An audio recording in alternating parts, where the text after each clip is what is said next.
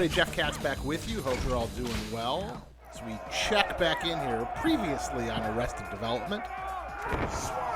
Finishing up Season 4 of Arrested Development. My first time rewatching that in a long time. The original Netflix version, not the recut 23-episode mess. As we, that show, of course, did prominently feature previously on and next week on, or next on in their case. For all you never nudes out there. As we take a look back now at Shayna and her turn on Luther in the previous episode of The Underground. In fact, I had a conversation on the Squared Circle Reddit this week, actually, about Shayna and the fact that she was very much inspired by Sensational Sherry, who I loved working with. As we see now a little continuation here. And at this point, obviously, as we've talked about, Luther, played by Famous B, he's a straight-up baby face. Steve Jobs, played by Matt Carlos here, he's a heel.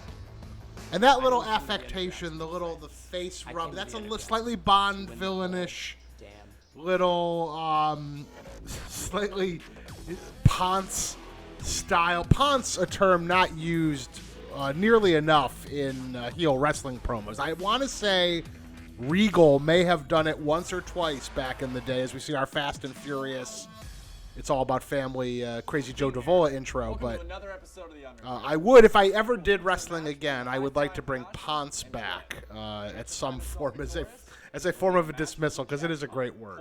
Not necessarily politically correct today, but I don't care.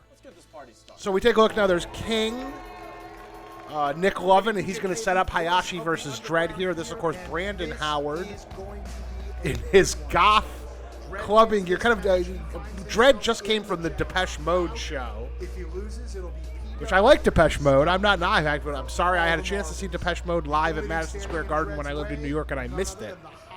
And I really regret it, because I would like to see Depeche Mode live. But that's a very, or early. There was maybe a Trent Reznor period early on where that would have worked. Not so much anymore. As we see Mike Hayashi as Hayashi. Not a huge character change in that case. And as we've joked, he's basically Ricky the Dragon Steamboat, the teenage years. We see our good friend Rick Knox as the referee. I've talked a lot about the idea that, we specific to the concept of this show, a lot of the objective here was to try to find guys who look like they could be, millennial, CW teens, as we call it. So sort of, in their 20s playing teenagers. And in Brandon Howard's case, as we've talked about, he was quite literally, I want to say, like a sophomore or junior at USC while he was doing this. And so he was clearing stuff with professors to be able to come out and shoot. I was very impressed by him balancing that and dealing with all of that. There we go. Tease of some aerial acrobatics by Hayashi. And now there we go. Springboard into the moonsault there. Not a split leg moonsault. In the corner you could have Starship Pained that. Not from the side in that case, but a nice maneuver there by Hayashi. As we see Dredd now taking Hayashi right into the corner there. Brandon, actually kind of there's a little bit of a sort of Berlin clubby sort of. Speaking of, by the way, I've been recommending concerts to you all. I just saw an excellent Iggy Pop show live at the Royal Albert Hall. Of course, Davey Boy Smith famously won the Battle Royal back in the day. And I think became European champion. Same building, I believe. Different time, same building. I'm ashamed that I remember either of those things. It's a miracle I've ever had a girlfriend. But I would really recommend that Iggy Pop show. It's him, and his guitarist is the dude from Queens of the Stone Age. His drummer's the dude from Arctic Monkeys. And he's playing all the David Bowie Berlin stuff. So. Oh! Goodness, that's a lung buster. Beautiful backbreaker there by Dredd. He's nightclubbing. He's nightclubbing. He's what's happening. There you go. I apologize in advance for butchering Iggy Pop. A great Michigander. I believe went to high school with either Glenn Fry or Bob Seger, two other great Michiganders. As we see a nice emo lariat. I will allow that to be an emo lariat when you're clad in Depeche Mode style gear. Or you could be found perhaps at Bar Sinister in Hollywood. I believe that is still in existence. Dread dropping his footprint right in the side of That's Hayashi's where all the face. goth, bondage people go. Not my scene. Maybe Cornette. Who knows? Into the German suplex sends Dread up and over. Nice suplex there by Hayashi. And again, I'm very proud in looking back at this that ultimately these guys who were in some cases obviously going to be handicapped by virtue of the size disadvantage in terms of not being Vince McMahon guys per se, having a chance to wrestle a very hard-hitting style,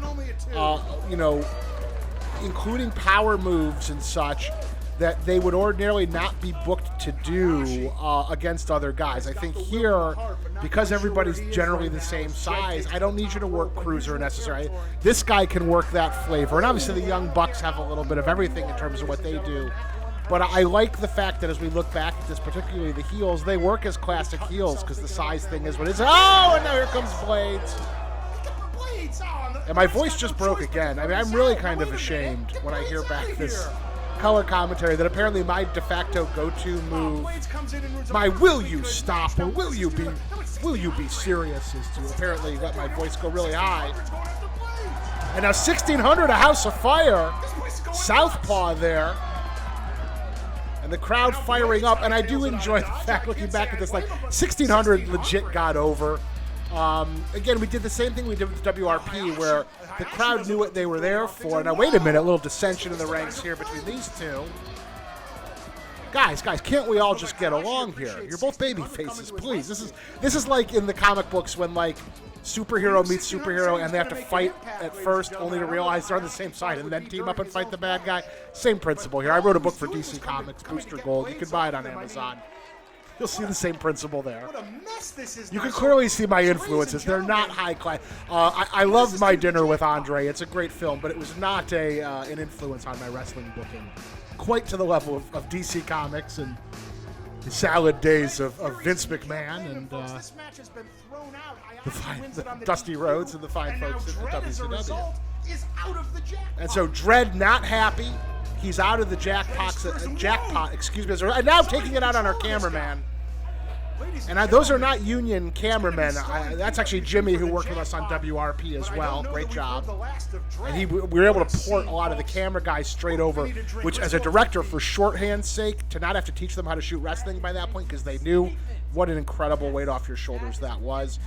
As we now we're going to see 1600 getting confronted by Hayashi, who does not appreciate hearing a little bit of CW-ish drama, a little Friday Night Lights. I'm the star running back.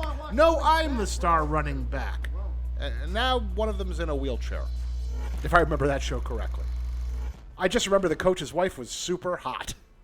As we see now, Nick Jackson is stoned, doing a little light calisthenics. I don't know if that's DDPY or not. Visited by the beautiful Liz, of course, the name a nod to Miss Elizabeth, who I worked with in WCW, who was elegant and lovely and great to work with. And we've talked a bunch, this is because the Awesomeness guys, they came from teen drama, or in Brian Robbins' case, teen comedy on Head of the Class before he was a producer. These are very much classic CW style beats, very intentionally done, sort of superimposed or mixed with the subgenre of pro wrestling, and that was the idea that we went for here ultimately. Creatively and conceptually, and that's why you get this sort of and that's ultimately why you get this sort of angst-fueled drama in a way you wouldn't necessarily get with other promotions.